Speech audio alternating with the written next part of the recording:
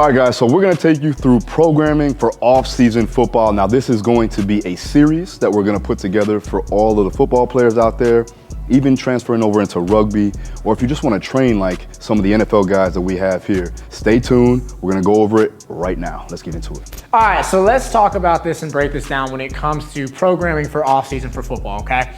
So when it comes to the speed and agility objective, here's the thing. We want to increase the proficiency, efficacy, and the athlete's overall versatility for their sport, okay? This is crucial because we want them to be able to operate at the highest level, especially since they are playing at the most elite level in the world, okay? So we really want to focus on improving these three things right here. Now the focus points when we get into off-season programming, starting with improving from the kinetic chain from top to bottom. We want to make sure that there is a smooth ebb and flow throughout their entire body when we're going through the movements in the training.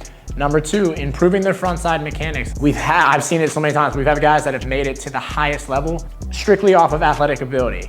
But when we can really focus on improving their skill set, it's just gonna separate them from the competition when they get back to camp, whether they're going through OTAs or when they actually get into the game. These are crucial fundamental things that we have to focus on when it comes to building an athlete's ability to perform at the top level. We gotta work on cardio and muscular endurance. Now, in the game of football, it's a very fast game. You don't have much time in between reps to catch a break or to catch a breath. Depending on the type of offense you're in, doesn't matter if you're offense or defense. If you're the defense, you're playing off of how quickly the offense is getting back to the ball. If you're on the offensive side, and you're either looking to the sideline and you're not in a huddle, or you are in a huddle. So you don't have much time realistically in between snaps to catch your breath. So we need to work on that in the off season, maintaining a good cardiovascular and muscular stamina approach to the training. And then we want to focus on fast twitch motor mechanics. This is a very fast game. We're changing direction very rapidly, and we need to make sure that we are firing on all cylinders here when it comes to getting in the actual game itself. Doesn't matter if you're a receiver, doesn't matter if you're on an offensive line, defensive line. This applies to every athlete across the board in football. So we need to really focus on the fast twitch motor mechanics. And like I said, change of direction. We're constantly changing direction in this game. I can tell you as a receiver who was able to play at a pretty high level, I know how quickly I had to change direction. I would be given 3 routes at a time, and I would have to make my assessment based off of the coverage and alignment of my defensive back. And dependent upon that was gonna depend my route and how quickly I needed to be there. It can also be split decision thinking when you get the ball in your hand, how quickly you need to change direction. So these are things that we're going to work on throughout the progression of the off-season programming. For coaches, when you're gonna make your assessments of athletes coming into their off-season camp, a couple things to identify. We wanna look at weak and strong points. That can be a variable of different things. It can be lateral movement, it could be their front side mechanics, it could be their strength, it could be their cardiovascular, it could be a multitude of things. But we wanna make sure that we get a good assessment when they come into the off season to see how our programming is going to best improve them from an athletic standpoint moving forward, okay? The next thing is understanding the athlete's response. I'm huge on this. You're not going to elicit the same response from every athlete on how you talk to them. So your approach is gonna be crucial. You have some athletes that are like, hey man, come on, pick it up. You need to pick your shit up. And then you have some guys that are like, hey man, you're doing great today, but I think we should slow down and focus on this. So understanding your approach to your athletes is going to be fundamental when it comes to getting the best out of them. And these are really big things for coaches when it comes to the assessment process. All right, so for me, how I'm doing my weekly programming, all right, and I'm working on progressionals here.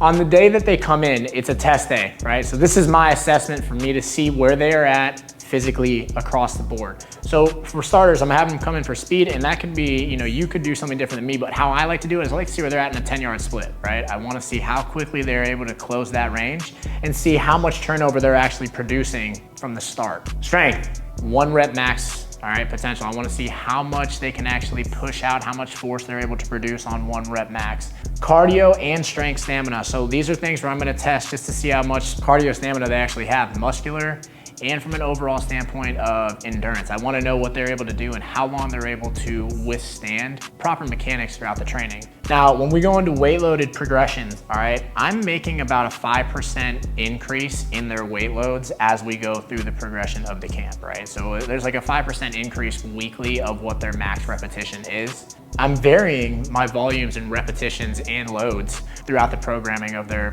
camp season. I want to know how well their body is able to react to different variations of training and kind of change up what they're doing. Sometimes when you get very used to a programming, you kind of just like know what to expect. So I like to shock their central nervous system a little bit, change up what they think they're about to do, and see how much I can actually get out of them from the standpoint of efficiency. So when I'm changing up things in their training for strength, one of the things that I really like to do is sled pushes. And I don't have to take them too far to get a lot out of them. So one of the things I love doing is either going 5 or 10 yards and changing direction very quickly. So I'm gonna have them push a sled that's probably got 4 plates on it, 5 yards down on a high level, and then 5 yards back on a low level, and basically treat that like a gasser. Down and back, give them about 45 seconds to recover, and then jump back in and go again. Just to really shock them from a central nervous standpoint, and also work on the cardiovascular training as well. Another one that I love doing is working on med ball throws into sprints. This is also going to change up their turnover, and it's going to help them produce power and speed into the actual sprint. So we're starting in a low loaded stance on the lateral side and having that med ball come through to help lead us into where we're trying to progress. It's going to help them work on efficiency when it comes to their mechanics and stability and coordination. So these are things that I like to throw in there just to change up their training and see how much I can actually pull out of them from an overall production standpoint. All right, so we're gonna follow with what Wyatt was talking about with speed and agility, and I'm gonna go ahead and talk about strength and power for off-season football. Now, the objective for that is to improve force and to improve the rate of force, or the amount of force you can produce very fast. So the focus points are gonna be building a base of strength, whether that be relative or even absolute, right? You got two sides of the football. We gotta make sure that we're able to not only be able to do what we need to do on the field with our opponent, but also be able to carry our own load and be able to change direction and be explosive and produce force from our body. Increasing neuromuscular efficiency, right? Also building work capacity or general physical preparedness. Introducing plyometrics or power or fast twitch fiber firing is gonna be important as well, not only to help you be elusive, be strong on the field, but also reduce the risk of injury, all right? Also optimizing movement efficiency, mobility, and overall stability. So as an athlete, we have to make sure that we're honing in on our athletic ability, we're increasing movement quality, and then we're also being strong in end ranges. Coaching assessments, right? We want to look at identifying limiters. Same thing as Wyatt. I'm looking at structural and psychological limiters. So if you are an athlete, make sure that you find out exactly what you need to work on and have some introspection. If you're a coach, sit the athlete down, have a conversation, and then also get them on the gym floor to actually see what's going on from a movement efficiency standpoint, from a joint prerequisite standpoint, so that you can better program for that athlete. All right, so now going into the weekly programming progressions, as I sit down, when I look at starting up a program, I'm first and foremost looking at how much time I have, right? Whether it's 4, 6 weeks, 8 weeks, so on and so forth. That's gonna dictate exactly how I'm gonna progress. I'm also looking at the athlete individually, so I need to put together tools or exercises or movements or modalities that are going to enhance their capabilities. From an overall perspective, the first week when they come into the gym, we're obviously going to take that assessment, and then we're gonna do some general prep work. So we're gonna do some GPP, and I like to use sleds. I like to use forms of strongman training too as well, something that's not as technical, but we can get some work done. And then from there, as they're doing the work, I can assess their movement, right? Also gonna be working on some mobility. So I like to use functional range conditioning. I've been using it for 10 plus years, not only with my fighters, but general people and also the football players too as well. So mobility, that's also going to allow me to identify